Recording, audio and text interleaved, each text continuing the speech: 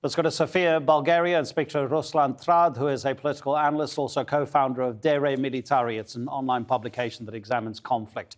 Ruslan, thanks so much for your time. Always appreciate it. It seems quite obvious that both sides, West and Moscow, are waiting for the other one to make the first move towards de-escalation. But who's going to blink first here? We already witnessed the first blink with the hacking. This massive hack attack against Poland and Ukraine infrastructure, including the military infrastructure, is the clear sign of who is the first. Exactly a very short time after this hacking attack, it was the same happened in Norway, with the clear signal that the whole front line, not only the front line which the general audience understand under this term, front line from Black Sea to the Baltic Sea, it is clear that Russia will use every kind of tool they have in the arsenal against NATO and alliance of Western countries who support Ukraine, at least on diplomatic level. We saw already that it seems the Russians are not exactly wants to continue the conversations with NATO.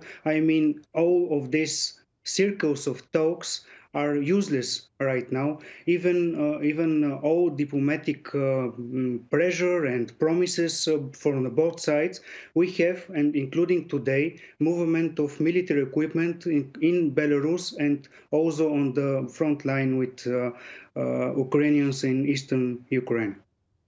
Yeah, it's interesting you say that the talks are pretty much useless. I'm just wondering what value it is for the US Secretary of State Antony Blinken to be in Kiev on Wednesday, apart from the symbolism. Because sure, the Americans and NATO and the European Union, they've all expressed diplomatic support for Kiev. But what President Zelensky really wants is to be admitted into NATO so that he can have a military guarantee that his country will be safe from a Russian invasion. And he's not going to get that. I want to say something from my field. In my field, where researchers are talking about conflict zones and wars and in general, words are not winning wars. Ukraine is not optimistic right now, and it is normal because what we see is only diplomatic language. I see that United Kingdom is delivering some kind of military equipment. There are also movement of troops of United States in the neighbor countries, but we have very delicate and difficult situation, not only in Ukraine, but also in the region. And we should mention also Moldova and Transnistria in this conversation, because the Russian media already paid attention to this topic. And it seems for the West, Ukraine is just another topic to be discussed. In the meanwhile, this is the most important topic, at least in that region. And it is very disappointing to see inaction from countries like France or Germany. And Ukrainians are very worrying right now. And there is a reason for that. Ruslan, do you think that what's happening from the Russian point of view might actually backfire? Because 1 week ago, the Prime Minister of Latvia said that Baltic nations want a greater NATO presence in their territories.